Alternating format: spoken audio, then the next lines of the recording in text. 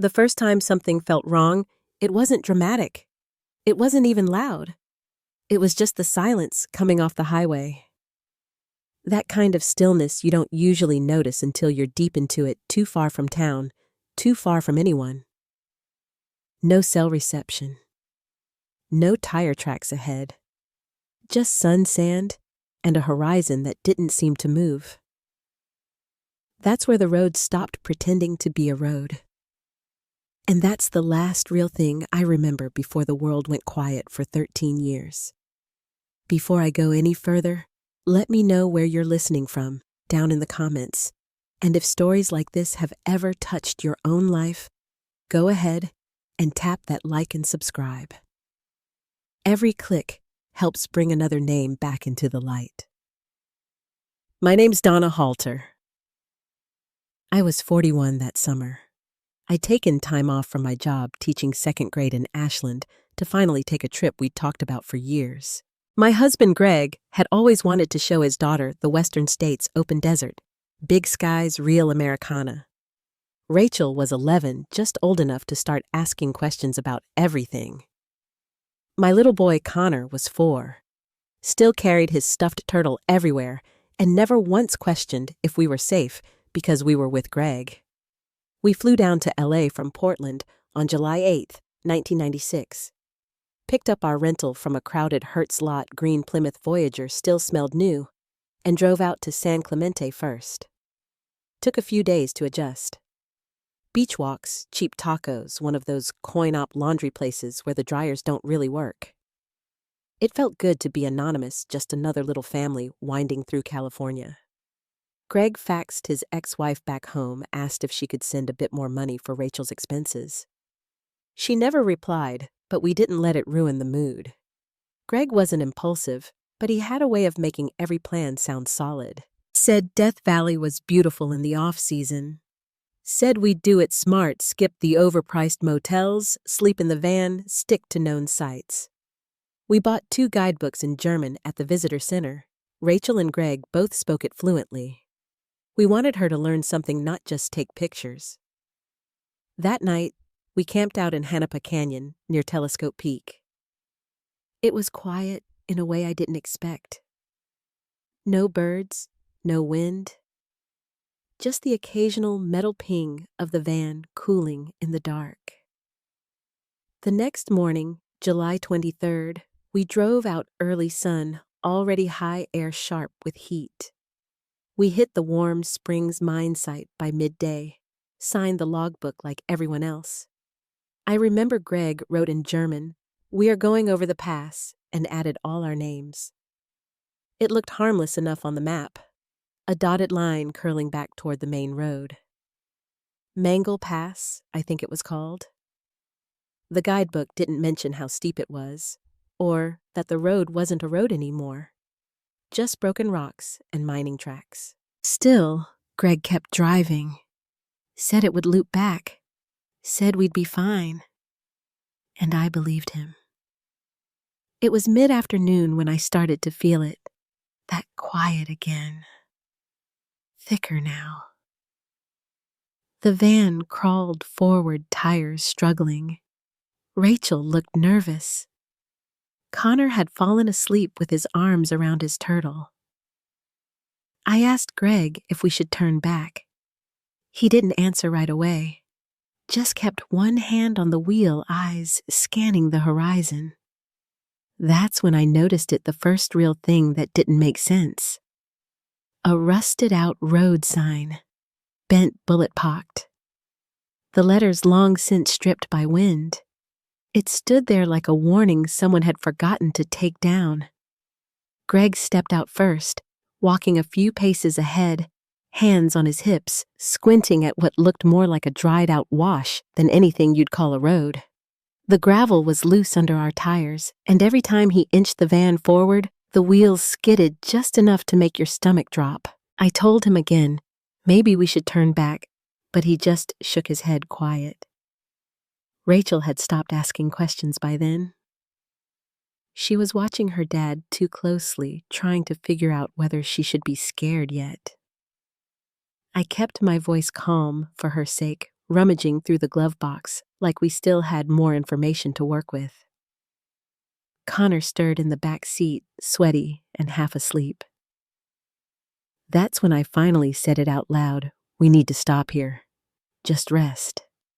Think. Greg hesitated, then nodded. He backed us up just enough to get the van level near a patch of low shrubs. The sun was hot enough to make the air ripple. We ate what little we had, some crackers, dried fruit water that had gone warm. He pulled the map back out again, the one from the guidebook, all in German. I'd looked at it a dozen times already, and it still didn't make sense. But Greg had that look, the one he always got when he felt responsible for something. He pointed at a dotted line and said if we kept going just a little further, we'd reconnect with the main valley. That it was all downhill from there. I wanted to believe him. I needed to. We spent the night there in the van. The sleeping bags came out, and the kids curled up together in the back, their arms tangled like siblings who didn't quite remember they weren't. The air cooled to something almost bearable after midnight, but it never got quiet. The desert has its own kind of noise, wind over dry rock, the pop of cooling metal, something unseen shifting just beyond the reach of the headlights.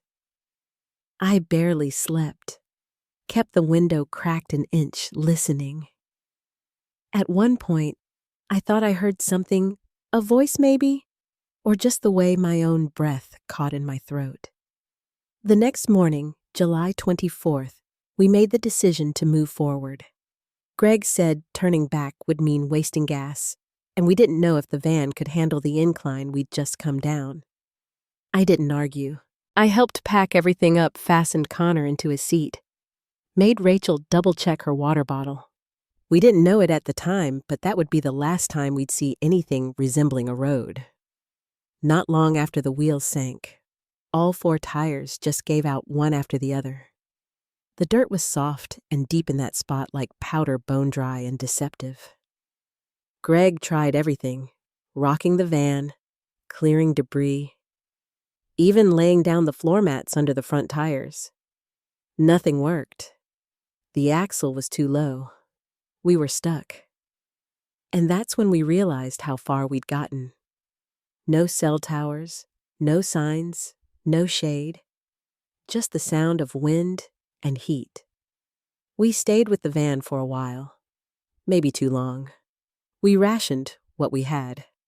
Took turns sitting in the front seat with the windows cracked, trying to conserve the battery. I made a game of it for Connor, counting lizards, spotting cloud shapes that weren't really there. Rachel drew on the back of an old receipt with a pen she found under the seat. Greg was quiet, studying the map again. He tapped one spot over and over, said it was some kind of installation, a military base maybe. China Lake. He thought it had to be close. 8, maybe 9 miles south. He figured someone there would have a radio, or water, or at the very least, a place to wait. That evening, we cleared out what we could carry. Water bottles, snacks, 1 sleeping bag cut in half. Greg left a note in the glove box, our names, the date, the direction we planned to walk. I don't know if he really thought anyone would find it, but I think it made him feel like we hadn't just vanished. The terrain heading south was worse than anything we'd seen. Dry gullies, uneven rock stretches of open sun, where the heat pressed down so hard it made your vision bend. Rachel held Connor's hand while I kept pace beside Greg. We moved in silence mostly. The kids were too tired to complain. Their shoes kicked up dust, fine and pale like ash. We didn't make it far that first night. Less than 2 miles, maybe. We stopped when Connor started stumbling.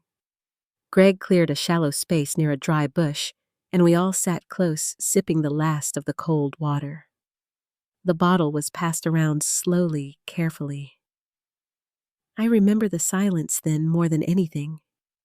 Not even insects. Just that kind of emptiness you feel in your bones. The next morning, we left a few things behind to lighten our load. An empty bottle, a rolled-up map. I tore off a corner of Connor's coloring page and wrote our direction again, weighting it down with a rock. I don't know why. Maybe I hoped someone someday would find it. As we moved further, we saw fewer signs of anything man-made. No tire marks, no footprints, just open desert. Around midday, we found an old beer bottle half buried in sand. One of ours. Greg had grabbed a couple from the van when we packed up more for morale than hydration. It had been set beside a rock like someone had paused there. Maybe Greg, maybe Rachel. I couldn't tell. But it was the first thing that made it feel real that someone else might follow behind us and understand. That was the last real marker we left. After that, everything started to blend hunger heat distance. I don't remember the exact moment when Greg stopped talking. I just know he kept walking ahead, more determined than ever. Like if he could just reach that fence line, we'd all be saved. I followed, holding Connor's hand, Rachel just behind me. Every few minutes, I'd look back, make sure she was still there, make sure her eyes were open. That afternoon, the land began to rise again, a series of low hills crumbling at the edges. We couldn't see what was beyond them, but Greg insisted it had to be close, said he could feel it, a base, a fence, anything. We didn't know then that there was no help waiting over those hills, and we couldn't know that long after we were gone, those hills would still be holding what we left behind. I don't know how long we kept walking. Time slipped sideways in the heat, and distance stopped meaning anything. We'd stop when we had to, when Connor's legs buckled, or when Greg needed to study the map again, shielding it with his hand, like that would keep it from melting right there in front of him. Rachel was so quiet. She hadn't spoken since early morning, just kept looking between me and Greg like she didn't want to be the one to say what we were all thinking. I tried to keep us moving, to keep the kids shaded when we could, but there was only so much you could do with a sky that never clouded and rocks that radiated heat back through your shoes.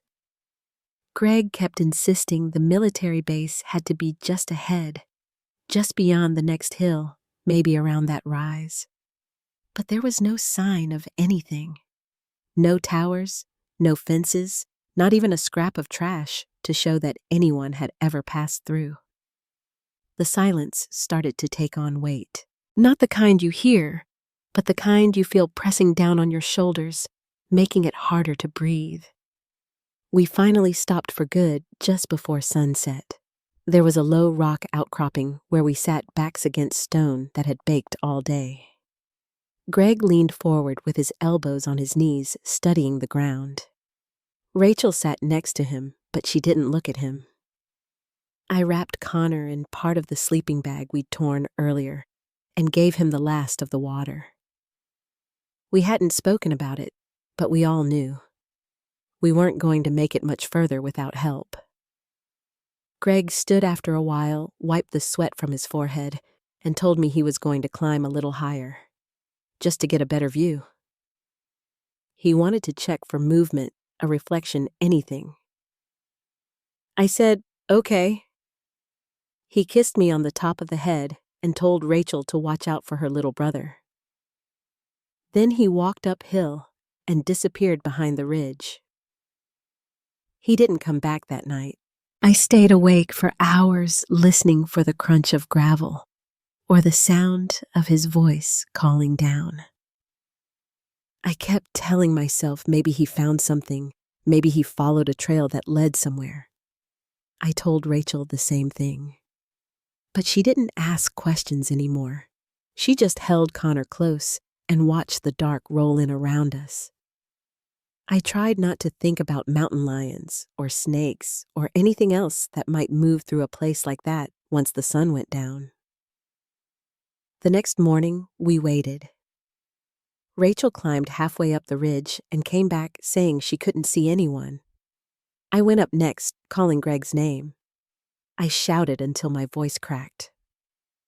There was no echo, just the wind stirring dust into low spirals that vanished as quickly as they rose. We stayed there most of the day, moving only when the sun shifted enough to force us into another patch of shadow. I gave Connor a little food, some dried apples from the pack, but we had nothing left to drink. I thought maybe if I stayed visible, someone from the base might see us.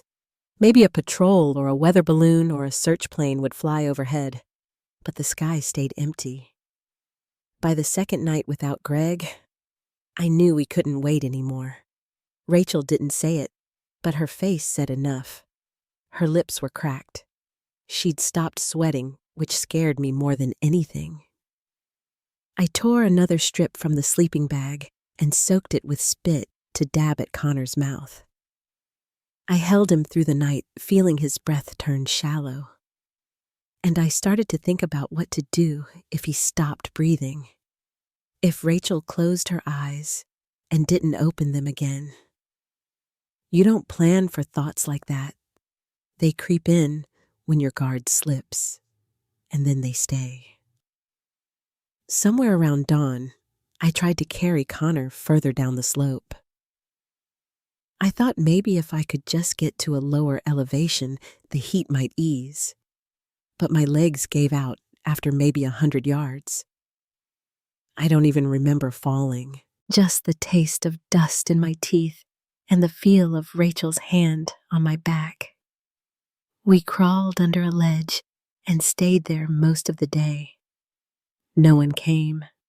No one saw. What I didn't know, then what I would only learn years later, was that people had started to wonder. Not right away. Not when we missed our flight. Not even that first week. But back in Ashland, when my sister tried to call and got no answer, and when Greg's office reported him absent without notice, the questions began. Then the questions stalled. Because there was no crime scene, no foul play. Just 4 names and a rental agreement. When the German consulate was contacted and Greg's ex-wife in Portland confirmed we were overdue, it passed from one agency to another. Papers shuffled, notes filed. But with no known destination, no distress call, and no bodies, there wasn't much anyone could do. We were tourists who vanished on American soil. That was all. Eventually, a ranger flying over Death Valley for something else entirely illegal grow sites, I think spotted a van off route in a place where no vehicle should have been. He noted it, radioed it in. It wasn't until they ran the plates that they realized whose van it was. And even then, even with the doors locked and the tires deflated and the sand halfway swallowing the axles, they still didn't find us. Just toys, maps, wrappers. A note in the glove box, and silence. They launched a search, yes, a big one. Horses, helicopters, rangers and volunteers from neighboring counties, but most of the teams headed north and east. They searched the logical routes, the trails people usually took when they got lost. But we hadn't been logical. We hadn't been experienced desert hikers. We'd looked at a map and seen salvation to the south. We'd headed toward what we thought was help. They missed us by miles. Somewhere tucked in a ranger's log or buried in a case file, there's probably a line that reads, "No further leads at this time." I understand why. They did what they were trained to do. But no one ever knocked on my sister's door. No one ever told my mother what they found. They just stopped looking. And the desert went quiet again. After a while, the silence became a sound of its own, one that followed me everywhere. It settled in the base of my skull and stayed there pulsing behind every thought. When they stopped searching, when the calls stopped coming, when no one knocked on my mother's door, or asked for my sister's dental records. That silence took on weight. The kind that makes you feel like maybe none of it ever happened. Maybe you weren't even real to begin with. Greg's office told people he'd taken an extended leave. My school replaced me quietly. Nobody made a fuss. We were just gone. A family of 4 who never made it back from vacation. Some people said we'd probably started over somewhere. Others figured we'd gotten in over our heads and didn't make it out. Either way, the story faded. But not for the people who had to sit with it. Not for the ones who couldn't stop imagining what it must have felt like to be out there alone. My sister Carla, she held on longer than most. I didn't know it then, but she kept a folder. She'd print anything she could find online, clipped local headlines, filed missing persons reports, translated whatever she needed to from German into English. She'd fax things to police stations in California, leave messages that were never returned. She said once that it felt like screaming into a well. Deep down, I think she was afraid to ask too many questions, afraid of what the answers might be, but even more afraid of what would happen if she didn't. After the van was found, she assumed there'd be movement, that someone would piece things together, keep going. But weeks passed, then months, and the story dried up. Somewhere in that time, I became a name in a system. Not a person, not a mother, not a wife. Just a line and a case number.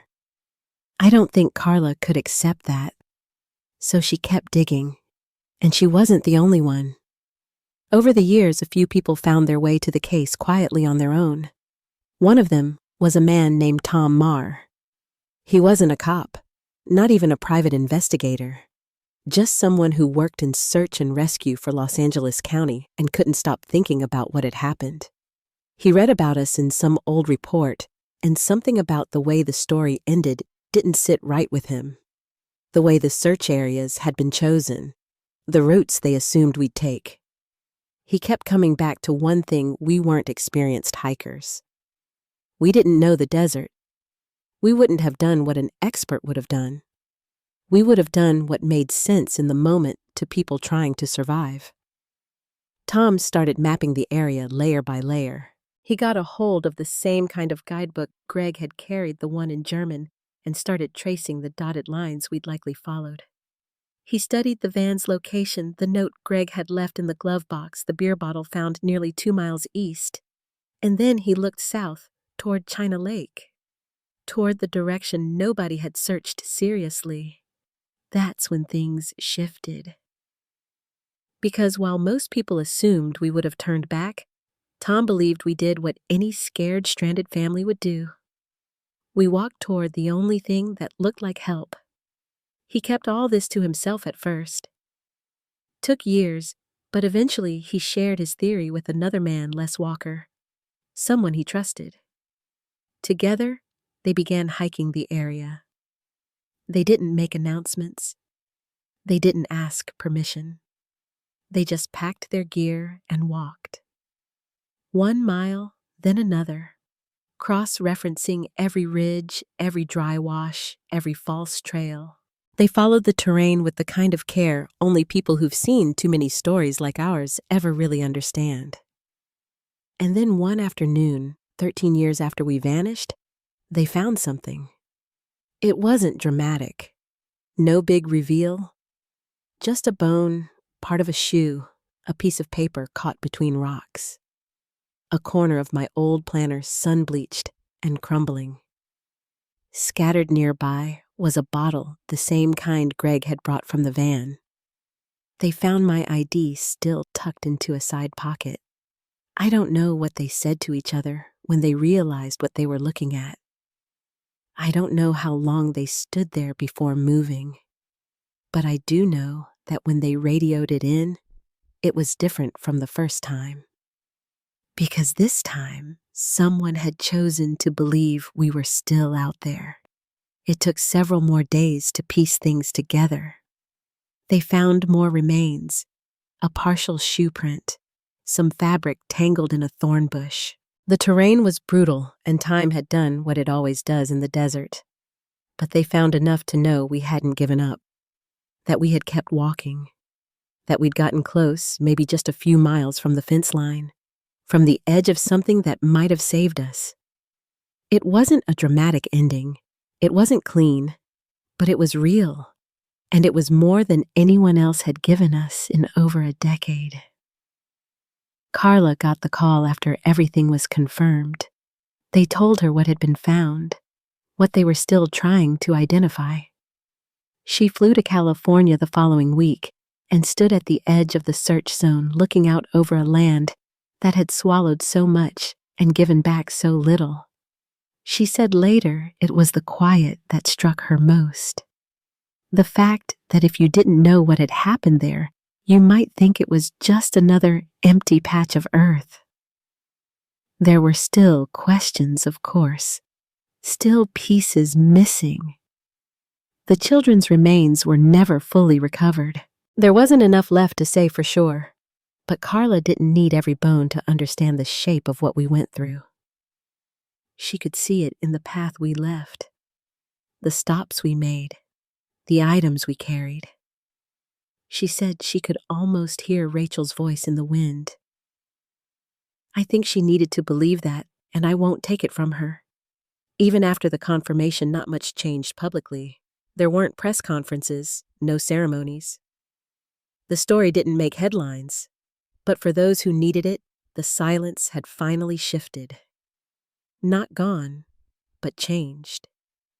Tom went on to talk about the case at a few conferences more as a study in overlooked logic than anything else. He said it was a lesson in assumptions, that you can't always rely on training when fear and love are what's guiding a person's steps. I think he understood something most people miss, that desperation doesn't follow neat lines. It spills. It moves toward anything that looks like hope. The desert, for all its harshness, never meant to keep us. It just didn't know how to let us go. And now, after all these years, I still wonder if someone had looked just a little further south. If one ranger had chosen a different trail, or if one map had shown just a little more. Maybe this story would have ended differently. But that's not how it happened. What happened was this.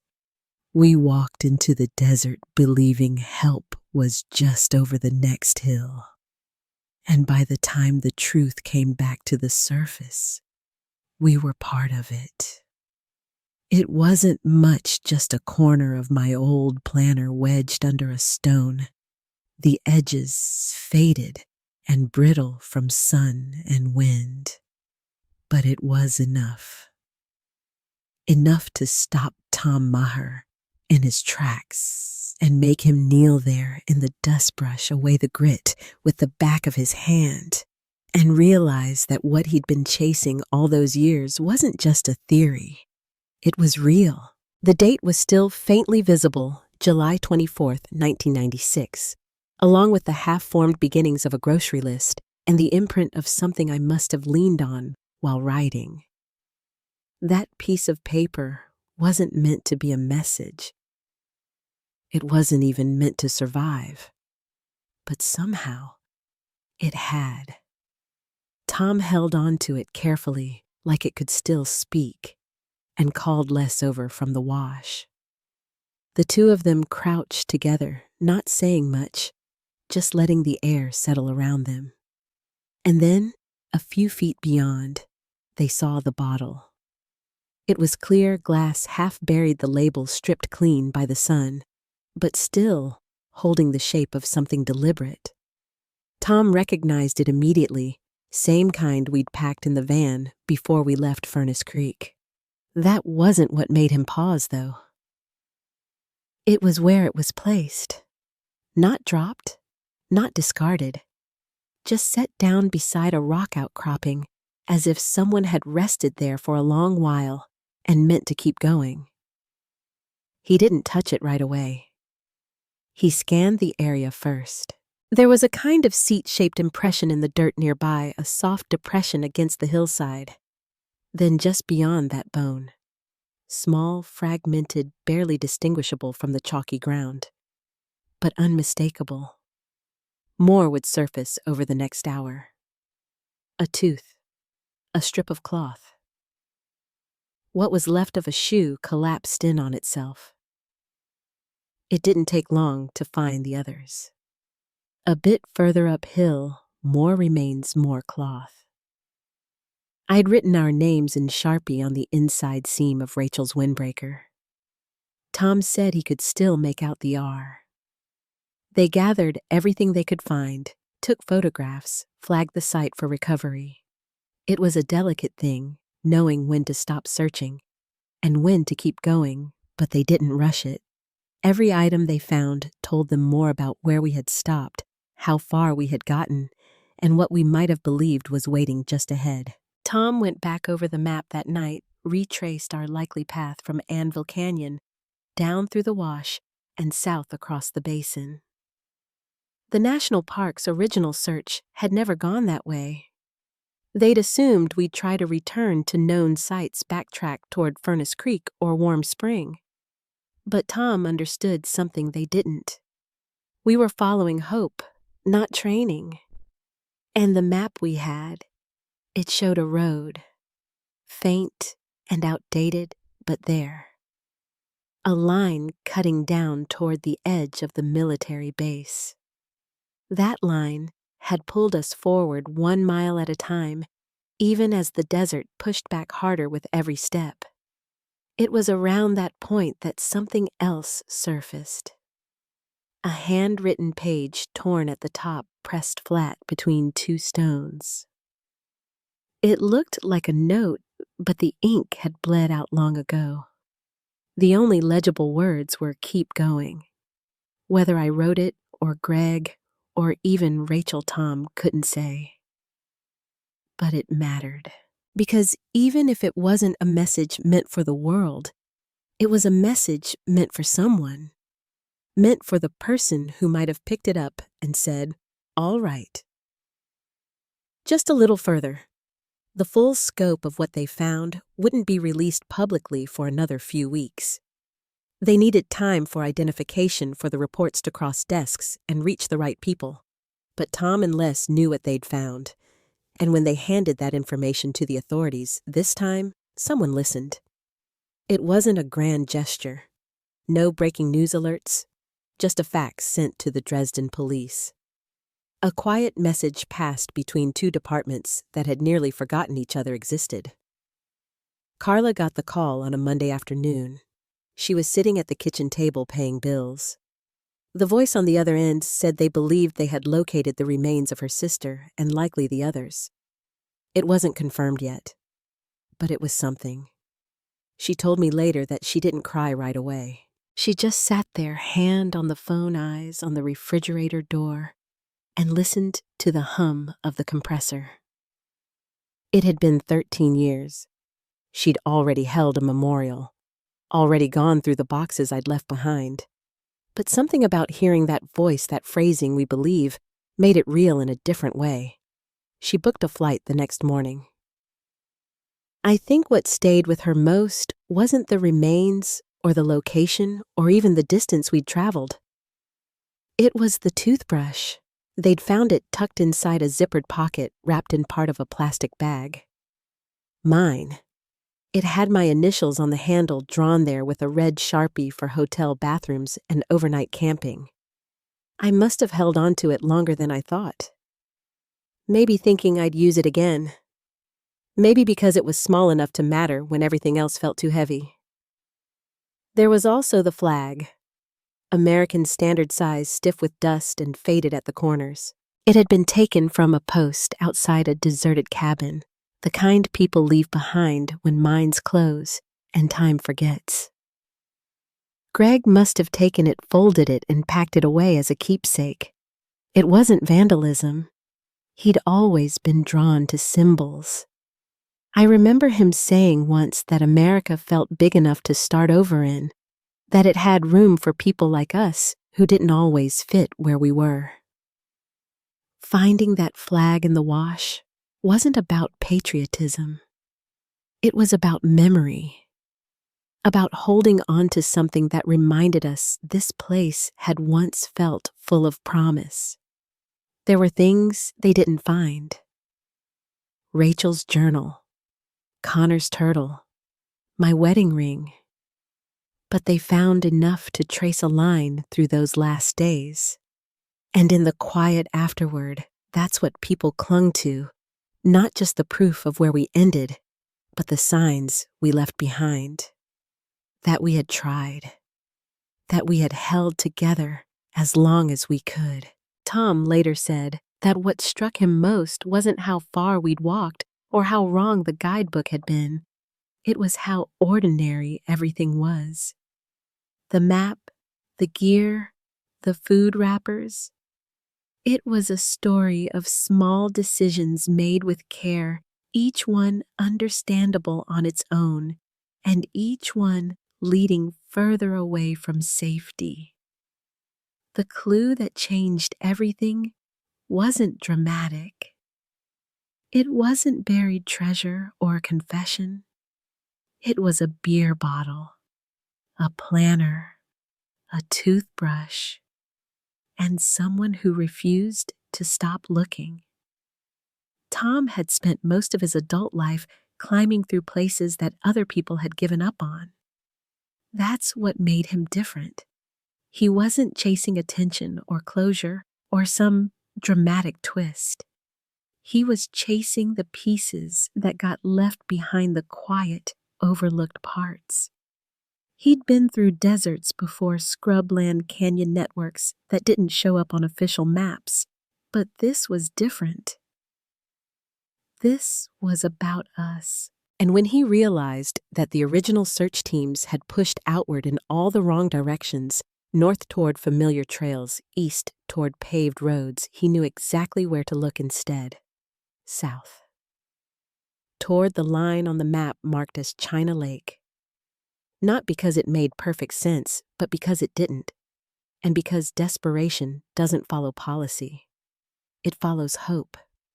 That's how he ended up there hiking for hours past the last point where anyone had bothered looking, following a stretch of terrain that the professionals had dismissed as unthinkable. It was dry and cracked, not dramatic like the canyons or switchbacks, but slow and punishing. The kind of land that looks flat until you walk it and realize how much it takes out of you. Tom brought water topographic maps, a satellite phone. Les came with him this time. They moved quietly, one in front of the other, pausing every so often to scan the ground. They were looking for anything fabric bone, even just a scrap of paper that didn't belong. They knew the van had been found years earlier in Anvil Canyon, buried in sand, with all 4 tires flat and nothing but a note in the glove box. They knew about the bottle found a little ways east, clear glass, one of ours, set beside a worn depression in the dirt, like someone had stopped there for a long time. But no one had gone much further. Not seriously. The early teams had made assumptions, logical ones given the conditions, but logic didn't survive long in heat like that. Tom had seen what panic did to people, and he'd seen what hope did too. So they walked. Mile after mile, tracing a rough line between where the van had stalled and where the military facility began. It wasn't a straight path. There were low hills and dry washes, gullies that looked passable on a map, but turned to loose gravel and heat-trapped wind when you stood in them. There were old mining scars, stone ridges marked with rusted fence posts, and stretches of open earth where nothing moved. They moved slowly, methodically, and then they stopped. There wasn't a body, not at first. What they found was softer. A ridge of stones arranged in a kind of shallow curve, like someone had cleared a space and laid down for the night. Not a shelter. Just a pause. A place to stop. Near it, they found part of a shoe. Children's size. The sole had started to peel away, but there were traces of stitching near the toe. They didn't say anything for a while. Tom just took a slow breath and stepped carefully around the site, scanning the dirt for anything disturbed. A few feet downhill, Les spotted the toothbrush. It was bright, still faintly red from the dye in the plastic, capped in a cracked cover that had stayed miraculously intact. That was mine, marked with initials. Something I packed without thinking, the same way I'd packed snack bags and sunscreen and aspirin. It hadn't been meant to matter, but it did. From there, they found the other pieces. The corner of my planner, a wrapper, a scrap of the sleeping bag we'd torn in half to share between the four of us. The fabric had dried stiff, curled at the edges. Someone, maybe Rachel, maybe me, had tied it into a small bundle wrapped around what might have once been trail mix or crackers. There wasn't much left. And then the remains. They didn't all come up at once. First a femur, then part of a spine. Everything was spaced apart by wind erosion time, but it was unmistakable.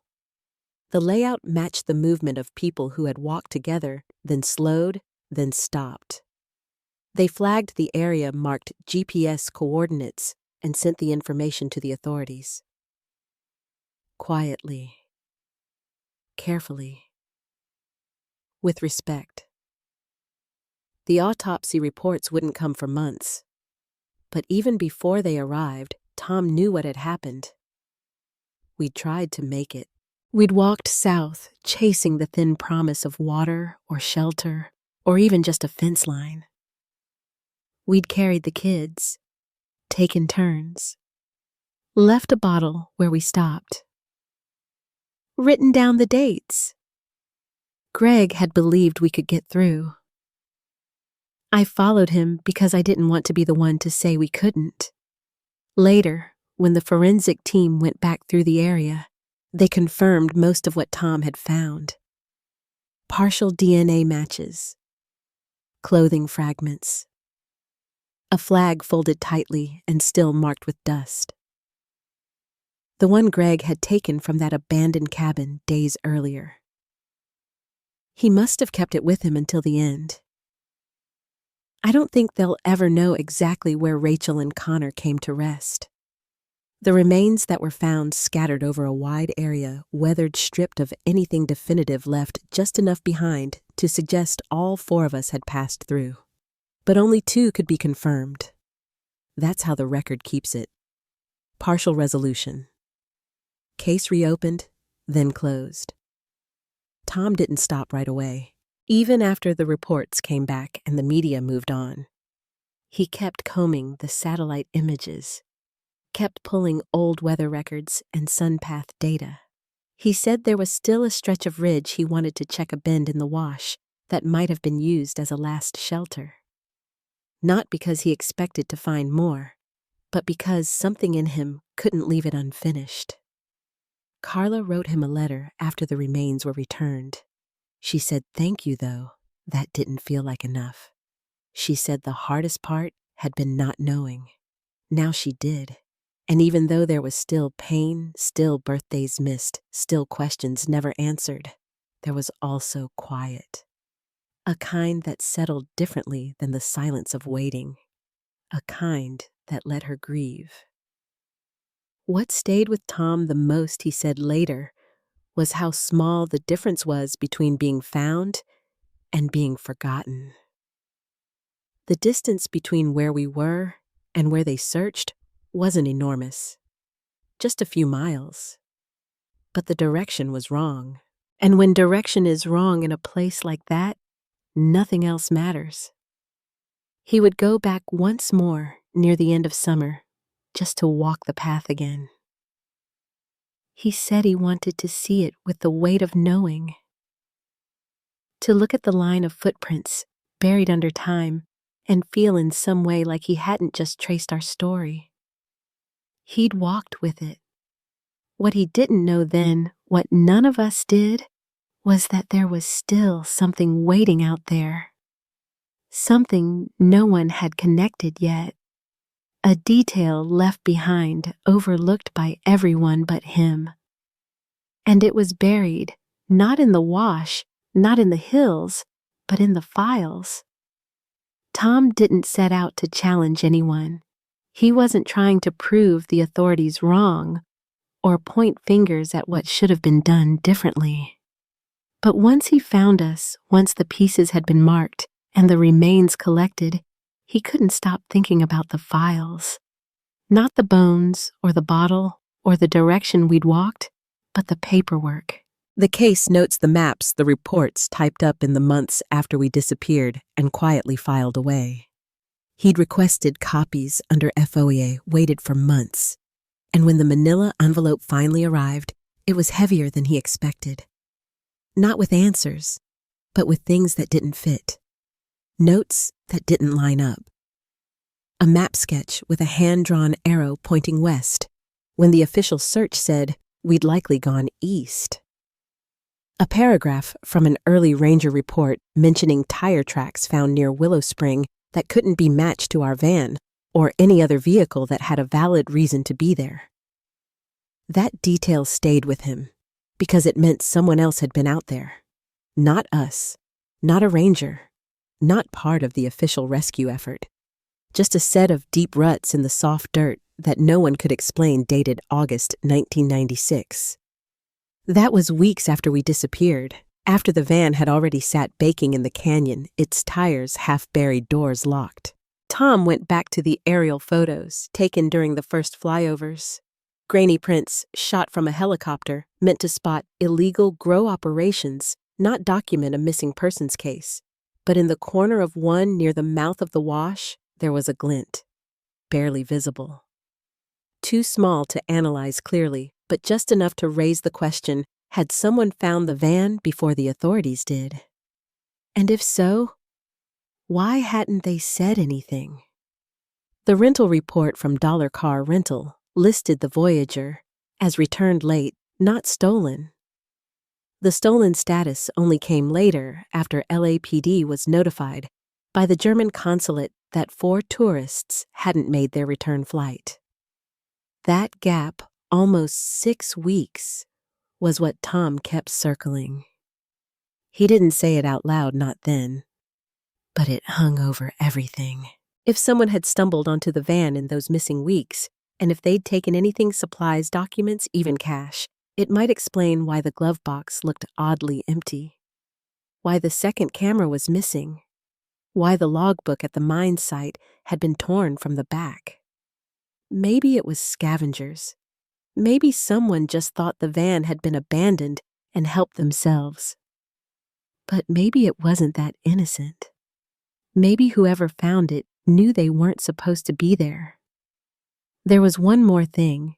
In a typed note attached to the internal ranger logs, there was a brief mention, 3 lines dated October 9th. A call placed to Death Valley headquarters from a payphone in Ridgecrest. The caller wouldn't leave a name, but said, quote, "You might want to look south of Anvil." The line disconnected before any questions could be asked. It wasn't documented in the main case file, just a note stapled to a weathered incident sheet that had been archived and forgotten. Tom tracked down the dispatcher who'd taken the call. She was retired by then, living up in Reno. Said she remembered it because of how calm the voice was. No panic, no urgency, just that one sentence. Tom ran the date and time against ranger logs. No one had been out searching that day. It wasn't until nearly 2 weeks later that Dave Briner spotted the van from the air and reported it officially. So the question Tom couldn't let go of was this: who made that call and why there were other oddities.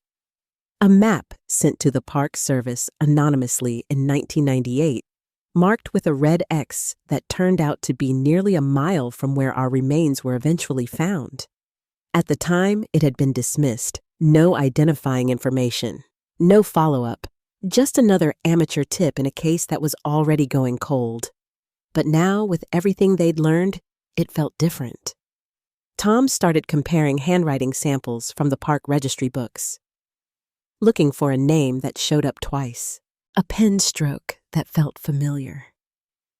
He didn't find anything conclusive, but in the logbook from the geologist's cabin, the one Greg had signed on July 23rd, there was another entry dated July 25th.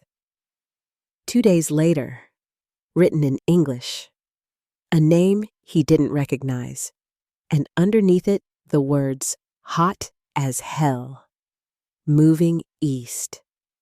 The logbook was never taken in as evidence. It was just left behind when the cabin was boarded up. Tom made a photocopy. The signature was rough, hard to read, but he kept going. He pulled DMV records, wilderness permits, backcountry registrations, tracked down hikers who'd been in the area that summer. One of them remembered seeing a green van, half buried, no one around. But they hadn't reported it, said they assumed it was part of an old mining operation, some abandoned project left behind. They didn't want to get involved. That's what it kept coming back to. People not wanting to get involved, or assuming someone else already had. A van in the desert, a half-written note, a phone call with no name, and all the while our story was being buried beneath paperwork and heat and time. Tom didn't claim there was a conspiracy, but he started talking more openly about oversight, about how systems designed to handle emergencies often fail when nothing looks urgent at first glance, and how one wrong assumption that no one would walk south, that no one else had been out there, could shape an entire investigation. He never did identify the caller, and the vehicle that left the tire tracks near Willow Spring was never found. But those details mattered to him because they meant we hadn't vanished cleanly, that there were still echoes, still shadows, still the possibility that someone knew more than they'd said. That's what he held on to when he returned one final time to the edge of the canyon. The sun was low, the shadows long.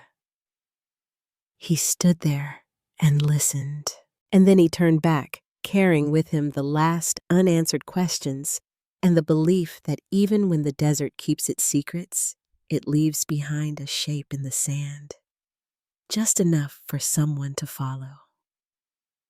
It's strange how something can be over and unfinished at the same time. That's what it felt like in the months after the final search. Tom had delivered everything location data.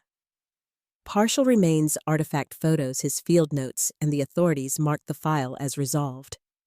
They updated the public database to reflect that Greg, Donna Rachel, and Connor Halter were presumed deceased from environmental exposure. No foul play, no pending leads.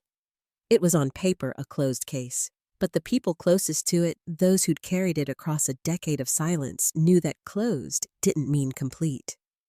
Carla held the final report in her lap and stared at the language words like most likely, approximate, and presumed. She told me later that the hardest part wasn't the loss. It was the way everything after that loss had felt brushed aside. There were no charges to be filed, no wrongdoer to face, no courtroom, just ashes, paperwork, and the quiet thud of a sealed envelope. Still, there was some relief in the certainty that we hadn't vanished into rumor, that our names would no longer be attached to conspiracy theories or desert myths. That mattered to Carla, and it mattered to Tom, too. In one of his final entries, he wrote that the story of the Halter family was not extraordinary because of how it ended, but because it was possible in the first place. That a family could disappear in plain sight and remain invisible for so long. That the system designed to protect them could misread the signs, misjudge the land, and misplace the urgency. That fall, Carla organized a small service in Ashland. Just family and close friends. No photographers, no press. She held it in a park where Donna used to take the kids when the weather cooled. A few of Greg's colleagues came down from Portland. A ranger from Death Valley sent a message. Tom drove up from Los Angeles and sat quietly in the back row. He never tried to take space from the family, never positioned himself at the center. When Carla thanked him publicly, he nodded once and looked at the grass. After the service, they opened a small metal box that had been found buried beneath a pile of stone at the final site. It was dented, missing its latch. Inside were a few photographs, sun-faded, wrinkled at the edges. One showed Rachel holding Connor on her hip in front of the van, both of them squinting into the sun. Another was of Donna, with her eyes closed, smiling in the passenger seat. Someone, probably Greg, had taken it in motion. The last one was of a map laid out on the hood of the van, marked in pen. That image was the most haunting, because it told the truth. They had been trying. They had been planning. They had not been careless. There were no official apologies issued. No investigation into the initial search decisions. But the park did change some of its practices. Signs were added near the more remote trailheads, clearly stating which paths were no longer maintained. Older guidebooks were pulled from the visitor center shelves.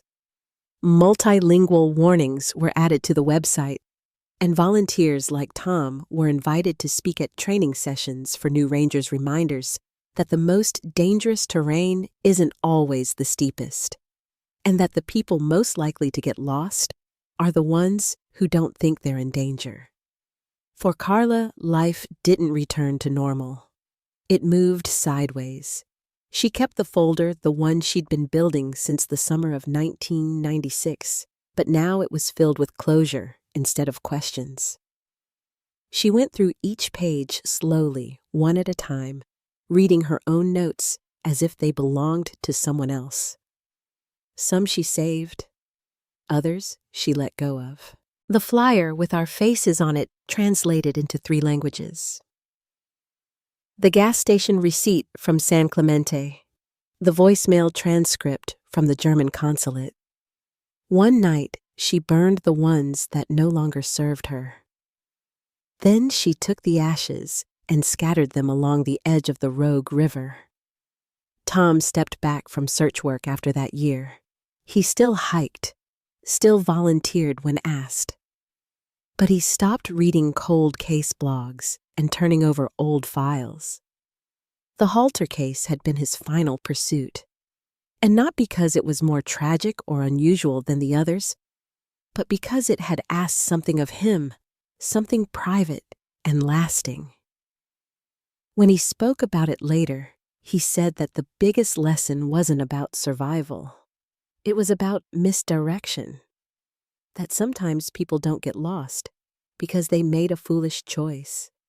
Sometimes they get lost because the map lied to them, or because the road looked safer than it was, or because they thought help would be just over the next ridge. And sometimes, even when they do everything right, they're still left behind. That winter, a writer from a local newspaper contacted Carla asking for an interview. She said no, politely but firmly. She didn't want this to become a story for public digestion. She didn't want to watch people speculate in the comments or turn her family's last days into a cautionary tale. What she did say when she finally wrote a letter to the Park Service was that she hoped they'd never forget the children's names, that Rachel had wanted to be a veterinarian, that Connor had once insisted his stuffed turtle could talk, that Donna had loved cloudless mornings and packed too many socks on every trip, that Greg had been good with maps until the very end. There was one final discovery, not dramatic, not buried, just delayed.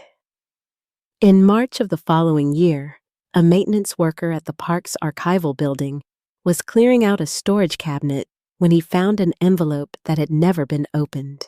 It was addressed to the ranger station and postmarked July 26th, 1996, one day before our return flight. Inside was a single-page fax from a payphone in Shoshone, a message written in German. It said, "Car stalled. We are walking south. Please send help." It had never been translated, never logged, just slipped beneath a stack of maintenance forms and left to gather dust. Tom read it once quietly and folded it into the final section of the case binder. Carla chose not to read it at all, because by then there was nothing left to explain, only the truth, and the quiet, and what we left behind. There's a quiet that comes after the end, not the kind that rushes in with grief or breaks open with news, but the kind that lingers when everything has finally settled. That's where I live now. In that stillness, knowing that the worst part isn't wondering anymore. It's remembering, knowing how far we walked, how much we believed we could make it, knowing the map we followed was wrong, but that we trusted it anyway because we didn't have anything else. Carla still walks down to the Rogue River some mornings.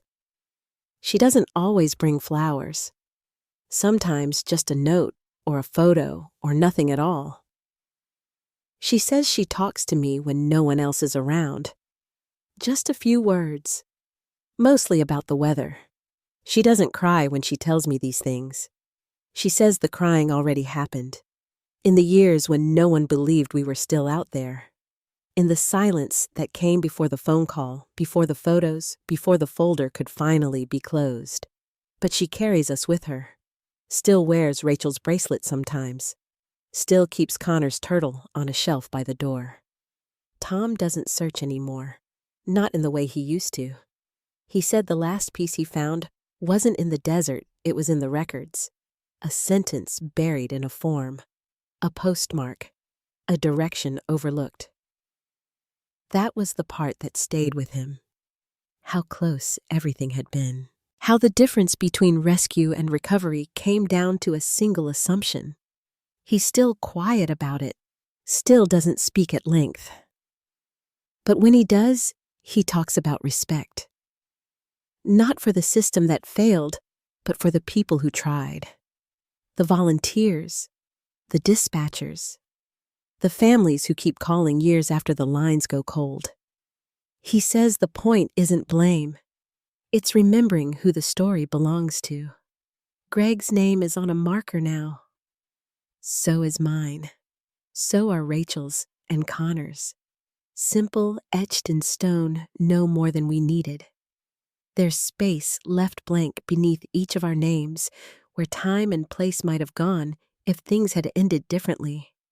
But that's the thing about loss. It doesn't explain itself. It doesn't tidy up behind you. It just leaves a shape in your life where something used to be. I don't know if I believe in closure. I think some stories stay open even after the world stops watching. But I believe in being found. I believe in the way Carla kept asking, in the way Tom refused to stop looking, in the way a single page or a bottle or a note written in a language no one translated can still lead someone home. If you carried this story with me to the end, thank you. If it reminded you of someone you've lost or someone still missing, I hope you speak their name today. I hope you tell someone, because the desert may keep its secrets, but we don't have to. And if this story stayed with you, consider sharing it so no name gets left behind.